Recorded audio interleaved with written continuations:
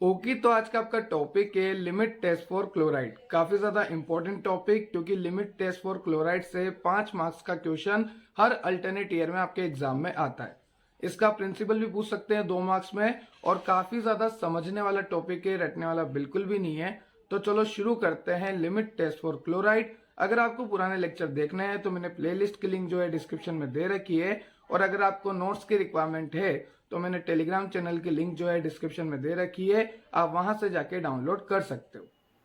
तो टॉपिक को स्टार्ट करने से पहले उसकी इंपॉर्टेंस देख लेते हैं। लिमिट टेस्ट फॉर क्लोराइड जो है आपको एग्जाम में 5 मार्क्स में पूछा जाता है, ठीक है।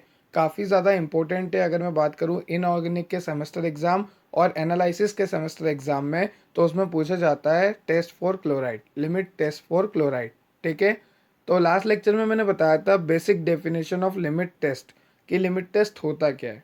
देखो क्या होता है लिमिट टेस्ट, एक बार और मैं बता देता हूँ। जैसे ये कोई सब्सटेंस है, अब इसमें इम्प्योरिटी है, तो हमें पता करना है कि सब्सटेंस में इम्प्योरिटी है या नहीं। हमें अभी नहीं पता था, पर हमने पता करा किसकी मदद से, लिमिट टेस्ट की मदद से। तो लिमिट टेस्ट में क्या होता है, हम सब्सटेंस में इम्प्योरिटी का पता लगाते हैं, ठीक है। कितनी इनऑर्गेनिक इम्प्योरिटी सब्सटेंस में है वो हम लिमिट टेस्ट से पता लगाते हैं। अब लिमिट टेस्ट फॉर क्लोराइड से मेरा क्या मतलब है, कि क्लोराइड की इम्प्योरिटी है या नहीं, हम वो पता लगा रहे हैं। किसी सब्सटेंस में क्लोराइड की इम्प्योरिटी है या नहीं, हम वो पता लगा रहे हैं, उसका मतलब है लिमिट टेस्ट फॉर क्लोराइड, ठीक है। तो चलो टॉपिक को स्टार्ट करते हैं।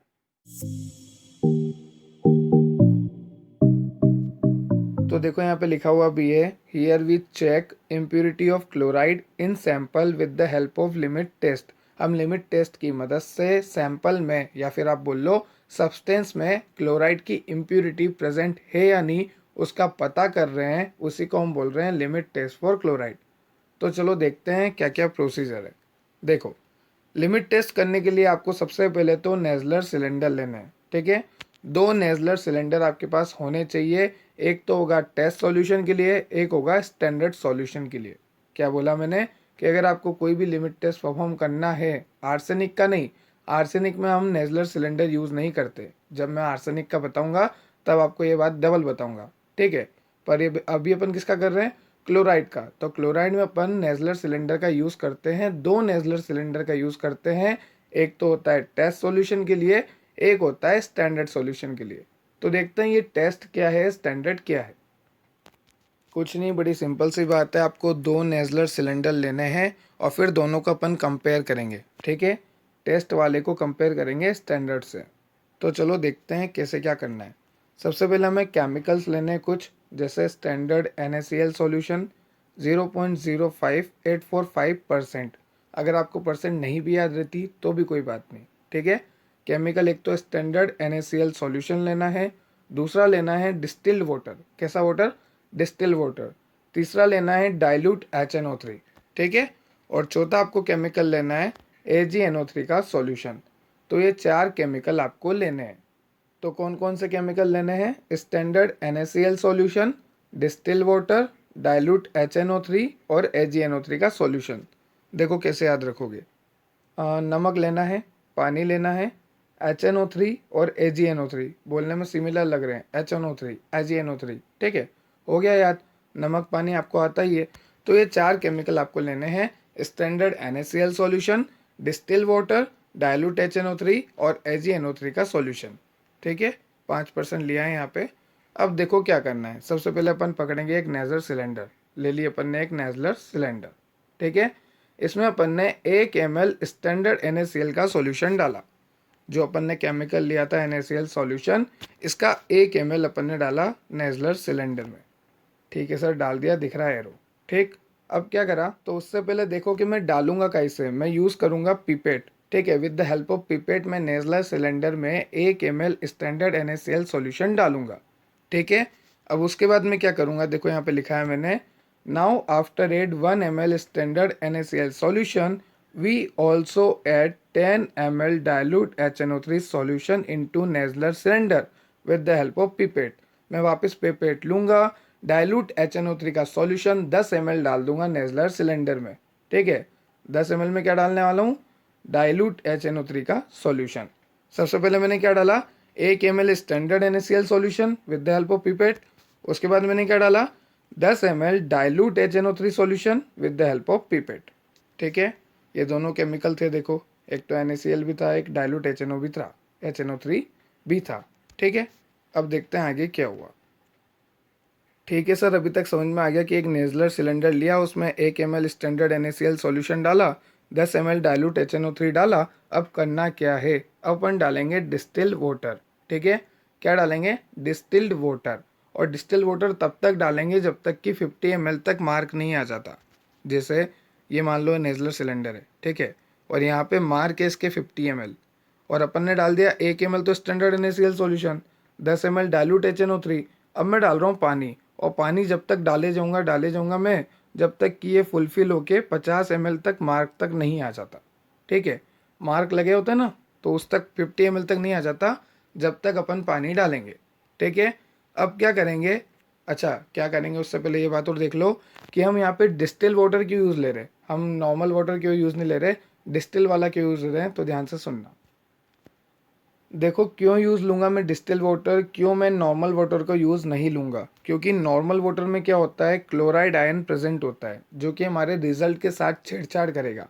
रिजल्ट के साथ छेड़छाड़ कैसे करेगा, ध्यान से सुनना।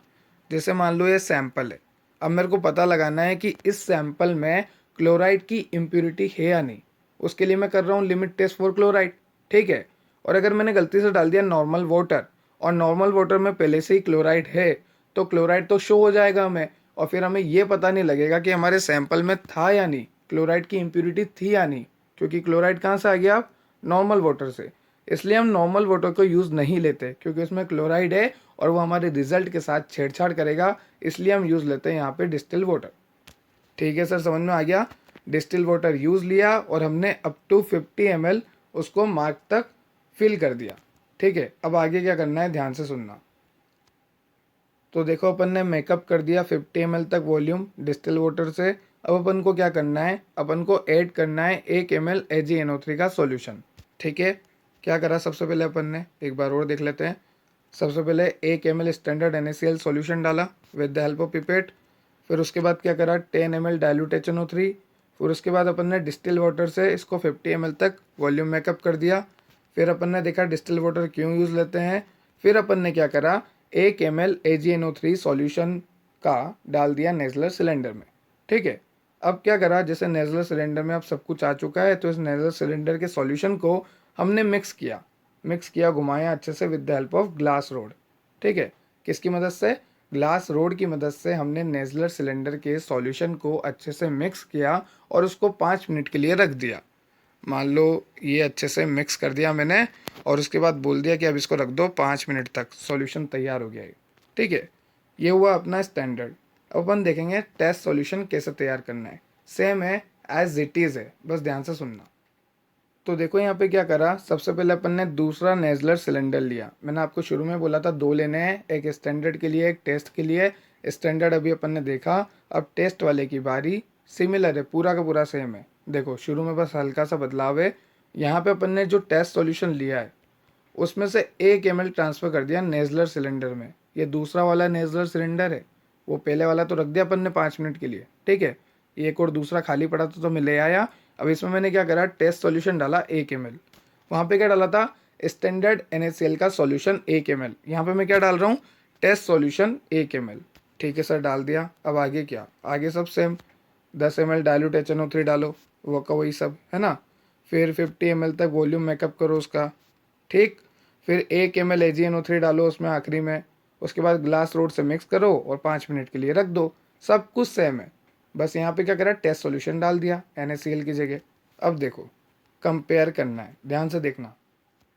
अब हमने 2 सॉल्यूशन बना लिए, एक बनाया टेस्ट, एक बनाया स्टैंडर्ड। ठीक है, टेस्ट सॉल्यूशन स्टैंडर्ड सॉल्यूशन। तो देखो, अगर टेस्ट सॉल्यूशन में टर्बिडिटी का मतलब होता है धुंधलापन। जैसे मान लो, एक बार मैं आपको समझा देता हूँ पहले, ये पहला नेजलर सिलेंडर, ये दूसरा। अब इसमें टर्बिडिटी मतलब धुंधलापन ज़्यादा है, और ये बिल्कुल क्लियर सॉल्यूशन है, अच्छे से दिख रहा है। ठीक है, तो टर्बिडिटी का मतलब होता है धुंधलापन। अब देखो ध्यान से देखना, अगर टेस्ट सॉल्यूशन में लेस टर्बिडिटी है, जो टेस्ट सॉल्यूशन था हमारा उसमें टर्बिडिटी धुंधलापन कम है, तो हमारा टेस्ट जो है पास है। अगर स्टैंडर्ड से कंपेयर करूँ मैं, देखो यहाँ कंपैरिजन हो रहा है, एक अगर होता है ना कंपैरिजन कि शर्मा जी के लड़के को देख, दिन भर पढ़ता है, टॉपर है, ये है वो है, ठीक है, और अपन से कंपेयर करते हैं, ठीक। तो कंपैरिजन हो रहा है कि अगर स्टैंडर्ड सॉल्यूशन से भी अपनी टर्बिडिटी कम आती है, जो टेस्ट सॉल्यूशन अपन ने बाद में बनाया था उसकी टर्बिडिटी कम आती है, उसका धुंधलापन कम आता है, तो मुबारक हो, हमारा जो टेस्ट सॉल्यूशन है, हमारा जो ये था लिमिट टेस्ट क्लोराइड के लिए, वो पास हो गया। ठीक है, ये देखो राइट कर रखा मैंने, पास हो गया। कब पास हुआ? जब हमारे टेस्ट सॉल्यूशन की टर्बिडिटी कम है एज कंपेयर टू स्टैंडर्ड। ठीक। पर अगर देखो यहाँ पे टेस्ट सॉल्यूशन की टर्बिडिटी ज़्यादा आती है, जो टेस्ट सॉल्यूशन हमने बनाया उसकी अगर टर्बिडिटी धुंधलापन उसमें ज़्यादा आता है एज कंपेयर टू स्टैंडर्ड, तो हमारा टेस्ट फेल हो चुका है, limit test for chloride fail हो चुका है, टेस्ट फेल। ठीक है। अब देखते हैं इसका प्रिंसिपल, ध्यान से सुनना, इंपॉर्टेंट है, 2 नंबर में पूछा जाता है लिमिट टेस्ट ऑफ क्लोराइड का प्रिंसिपल, हर चीज़ इंपॉर्टेंट है यहाँ पे, ध्यान से सुनना। तो देखो क्या प्रिंसिपल है लिमिट टेस्ट फॉर क्लोराइड का, मैं समझाता हूँ, उसके बाद अपन थ्योरी पढ़ते हैं। देखो, जो AgNO3 अपन ने यूज़ लिया था, ठीक है, AgNO3, ये रिएक्ट करता है क्लोराइड से। किससे रिएक्ट करेगा? Cl से, Cl माइनस से, क्लोराइड आयन से। ठीक है, in the presence of dilute HNO3, HNO3 की प्रेजेंस में। ठीक है, HNO3 देख रहा है, हाँ भैया तुम दोनों रिएक्ट करो। AgNO3 Cl के साथ, क्लोराइड आयन के साथ रिएक्ट करता है in the presence of HNO3 और बनाता है AgCl। क्या बोला मैं? अब देखो यहाँ पे लिखा हुआ है, यहाँ पे जो AgNO3 हम ऐड कर रहे हैं वो क्लोराइड आयन के साथ रिएक्ट करता है in the presence of dilute HNO3 और बना देता है AgCl। ठीक है, और इसी AgCl की वजह से टर्बिडिटी आती है। ठीक है, तो अगर क्लोराइड आयन होगा ही नहीं तो AgNO3 रिएक्ट ही नहीं करेगा, तो AgCl बनेगा ही नहीं, तो टर्बिडिटी आएगी ही नहीं। तो इसकी वजह से, क्लोराइड आयन की वजह से टर्बिडिटी आ रही है। फाइनली प्रोडक्ट क्या बन रहा है? AgCl, और इस AgCl की वजह से ही टर्बिडिटी आ रही है। तो ये प्रिंसिपल है, 2 मार्क्स में पूछा जाता है, काफ़ी ज़्यादा इंपॉर्टेंट है और आपको भी पता होना चाहिए। तो ये था आज का आपका topic, limit test for chloride. काफ़ी ज़्यादा इंपॉर्टेंट टॉपिक था क्योंकि 5 मार्क्स से क्वेश्चन आता है और इसका प्रिंसिपल जो है 2 मार्क्स में पूछा जाता है और कहीं से भी इसमें 2 मार्क्स का क्वेश्चन पुटअप हो सकता है। तो मैंने आपको अच्छे से समझा दिया। अगर आपको और लेक्चर की नीड है तो आप मेरी प्लेलिस्ट चेक कर सकते हैं, सुटेक्स, एनालिसिस, इनऑर्गेनिक, जो भी आपको देखनी है, HAP वगैरह। और अगर कोई आपका रिलेटिव नीट की प्रिपरेशन कर रहा है तो ज़रूर चैनल सजेस्ट करना, क्योंकि यहाँ पे मैंने बहुत ज़्यादा क्विक रिवीजन करा रखा है नीट के स्टूडेंट्स के लिए और साथ में क्वेश्चन प्रैक्टिस भी कराई है।